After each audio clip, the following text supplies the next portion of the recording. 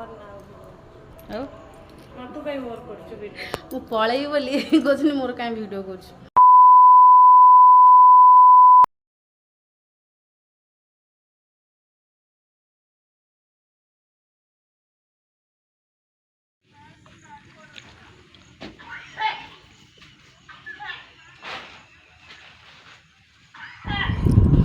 ସାଙ୍ଗମାନେ ଆପଣମାନେ ପୂର୍ବ ଭିଡ଼ିଓ ଦେଖିଥିବେ ଘରଟା କମ୍ପ୍ଲିଟ୍ ହେଇନଥିଲା ତ କ'ଣ ସବୁ ଥିଲା। ତ ଏବେ ଘରଟା ପ୍ଲାଷ୍ଟର ହେଇଯାଇଛି। ତାପରେ ସବୁ ଘର ଆଜି ବି ପ୍ଲାଷ୍ଟର ହେଇଯିବ। ତ କହି ରହୁଛି ମାନେ ଦୁଇ ତିନିଟାର ଭିଡ଼ିଓ ତ ଏକା ସାଙ୍ଗରେ ମୁଁ ପକେଇ ନେଇଛି, କାହିଁକିନା ବହୁତ ଭିଡ଼ିଓ ରହିଗଲାଣି। ତ ମୁଁ ଘର ପ୍ରତିଷ୍ଠା ହେଇଯିବ ନା, ତ ସେଥିପାଇଁ ପୂର୍ବ ଭିଡ଼ିଓ ସବୁ ଟାଇମ୍ ହେଉନଥିଲା, ପକେଇ ନଥିଲି, ପ୍ରୋବ୍ଲେମ୍ ବି ଥିଲା। ତ ଏଇ ଘରଟା ଆଜି ହେଇଯିବ, ଏ ବାଡ଼ିଆ ହେଇକି ପ୍ଲାଷ୍ଟର ହେଇଯାଇଛି। ଆଉ ତଳ ଯେଉଁଟା କାମ ହୁଏ ଫିନିସିଂ ହେଇଯିବ।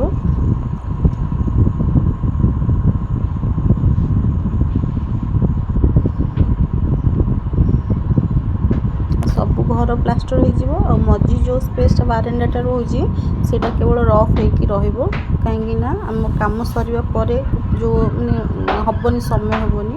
ତ ଗୁଣ୍ଡିଚାକୁ ଯେହେତୁ ଘର ପ୍ରତିଷ୍ଠା ହେବ, ଗୁଣ୍ଡିଚାକୁ ନେଇ 7 ତାରିଖରେ ଆମର ରଥଯାତ୍ରା ରହୁଛି।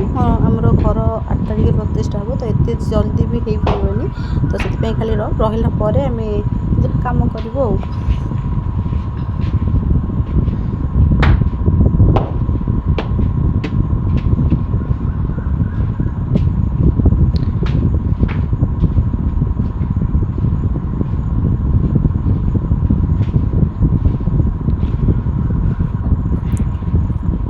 ଏମିତି ରଫ୍ ମାନେ ଏମିତି ହିଁ ରହିବ। ତଳ ଯେଉଁଟା ସିମେଣ୍ଟର ଘୋଡ଼ା ଯେଉଁଟା ଦିଆ ହୁଏ, ଖାଲି ସିମେଣ୍ଟରେ ପ୍ଲାଷ୍ଟର ହୁଏ, ସେଇଟା ହେବନି, ଖାଲି ଏମିତି ହେଇକି ରହିବ। ବାକି ସବୁ ଘର ଯାକ ତ 2ଟା ରୁମ୍, ରୋଷେଇ ଘର, ଠାକୁର ଘର ଏସବୁ ହେଇଯାଇଛି।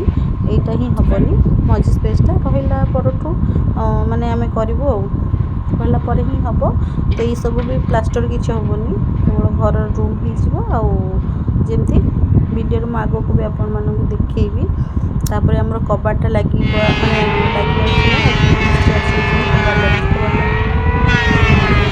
ପଛ ଲାଗିବ, ଗୋଟେ ରୁମ୍ରେ ଲାଗିବ।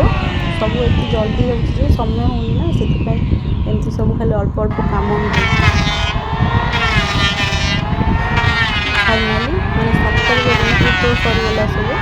ଦେଖନ୍ତୁ ଏଇ କବାଟଟା ବି ମିସ୍ତ୍ରୀ ବି ଆସିଯାଇଛି, ଲଗେଇଦେବି। ଏଇଟା ହେଉଛି 6 ତାରିଖର ମାନେ ଭିଡ଼ିଓଟା ଥିଲା, 7 ତାରିଖର ଭିଡ଼ିଓ। ଦେଖନ୍ତୁ ସକାଳୁ ଆମର ସବୁ ମାନେ ଦେଖନ୍ତୁ ସକାଳୁ ଆମର ନମସ୍କାର, ଜୟ ଜଗନ୍ନାଥ। ଦେଖନ୍ତୁ ବାହାରିବି, ଆପଣମାନେ ଭାବୁଥିବେ ଖାଲି କାହିଁ ହେଇଛି। ତ ଆଜି ଆମର ଘର ତ କମ୍ପ୍ଲିଟ୍ ହେଇଯାଇଛି, ଆପଣମାନେ ଆଗରୁ ବି ଦେଖିଥିବେ। ତ ଦେଖନ୍ତୁ ସବୁ ରେଡ଼ି ହେଇସାରିଲାଣି, ବାକି ଖଟଟା ଖାଲି ଖୋଲା ହେବ।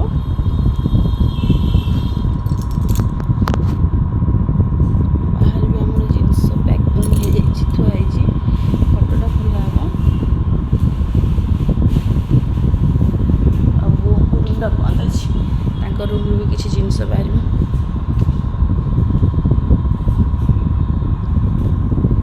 ବାସନ ଫାସନ ସବୁ ଆମର ପ୍ୟାକ୍ ହେବ, ସବୁ ଖାଲି ହେଇଯାଇଛି।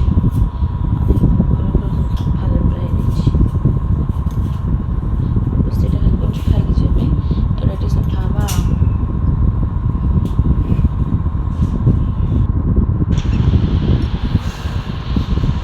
ଏଇଟା ହେଇଯାଇଥିଲା 11ଟା ପ୍ରାୟ ପାଖାପାଖି ହେଇଯାଇଥିଲା।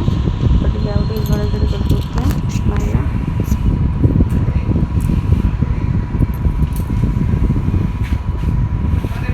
ବାହାର ସବୁ ଜିନିଷ ନେଇଥିଲା।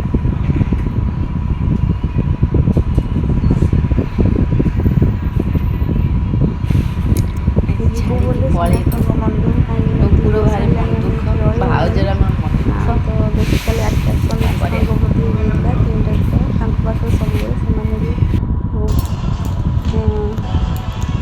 ଆପଣମାନେ ଆଗରୁ ତ ଭିଡ଼ିଓ ଦେଖିଥିବେ ମୋ ପୂର୍ବ ଚ୍ୟାନେଲରେ।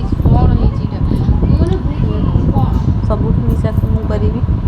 ଆଜି ଆମର ଶେଷ ଦିନ, ବହୁତ କଷ୍ଟ ଲାଗିଲା ଛାଡ଼ିକି ଆସିବା ପାଇଁ, ତ ମାନେ ଇଚ୍ଛା ବି ନୁହଁ, କ'ଣ କରିବା।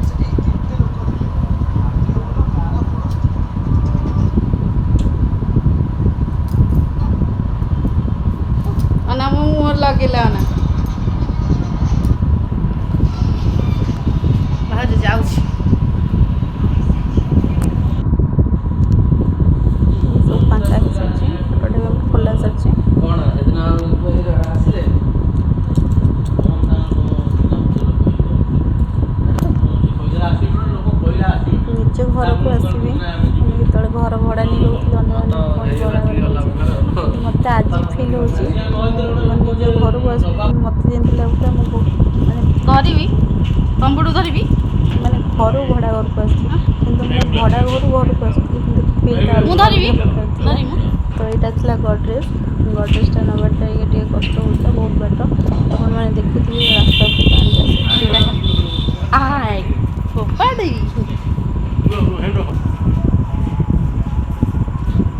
ଗାଡ଼ିଟା ଦେଇଦେଲ ନା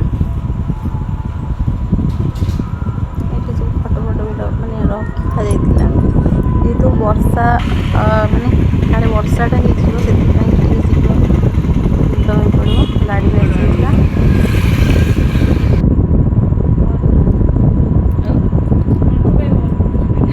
ପଳେଇବି ବୋଲି କହୁଥିଲି ମୋର କାହିଁ ଭିଡ଼ିଓ କରୁଛୁ ପଳେଇବି ବୋଲି କହୁଥିଲି ମୋର କାହିଁ ଭିଡ଼ିଓ କରୁଛୁ ମାଉସୀ ଏବେ ଥିଲେ କେତେବେଳେ ଗଲେ ଏତେ ଦିନ ରହିବା ପରେ ଆଜି ଆମର ହେଉଛି ଆମ ନିଜ ଘରକୁ ଯାଉଛୁ ଟିକେ ଭିଡ଼ିଓ ବନେଇ ଦେଉଛି ଆଉ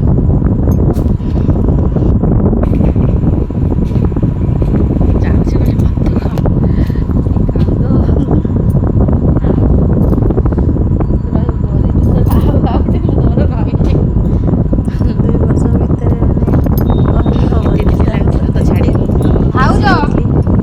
ଖାଉ ଆସିବା ବେଳେ ଝିଅ ମୋର ନଥିଲା ତ କାନ୍ଦିଥାନ୍ତା ସେଥିପାଇଁ ସେ ନଥିଲା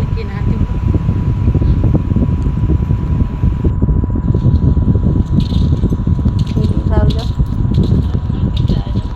ବହୁତ ମିସ୍ କରିବି ସେ ହେଉଛି ଚ୍ୟାନେଲରେ ତ ସବୁ ଥିଲା କିନ୍ତୁ ସେ ଚ୍ୟାନେଲ ତ ନାହିଁ ସେଥିପାଇଁ ଏଇ ଚ୍ୟାନେଲ ସେ ଆସିବ ହେଲେ ମୋର ଇଚ୍ଛା ନଥିବ ସବୁ ଅଲମୋଷ୍ଟ ମାନେ ସରିଲାଣି ଗାଡ଼ିରେ ଭାଇ ଗାଡ଼ି ଆସୁଛି ଭାଇ ରଖା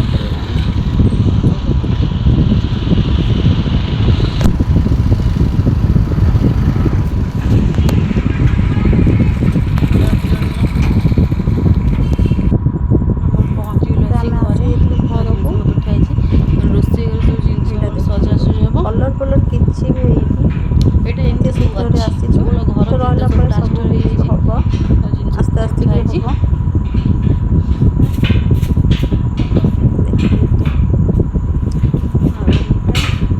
ଏଇଠି ଆମର ଫଟୋଟା ଫିଟିଂ ଚାଲିଛି କାହିଁକିନା ଯେହେତୁ କାଲି ଘରଟା ପ୍ରତିଷ୍ଠା ହେବ ଯାହେଲେ ବି ଟିକେ ସଜାସଜି ଭଲ ଲାଗିବ ଆଉ ଉଚ୍ଚା ନହେଲେ ତଳ ଓଳେଇବନି ଆଶା କରୁଛି ଆପଣମାନଙ୍କୁ ଭିଡ଼ିଓ ଭଲ ଲାଗିବ ଭିଡ଼ିଓ ଭଲ ଲାଗିଲେ ଲାଇକ୍ ସେୟାର କମେଣ୍ଟ ସବସ୍କ୍ରାଇବ୍ କରିବା ପାଇଁ ଭୁଲିବେନି ତ ନେକ୍ସଟ ମାନେ 8 ତାରିଖରେ ଆସିବ ଘର ପ୍ରତିଷ୍ଠା କେମିତି କରୁଛି ଆପଣମାନଙ୍କୁ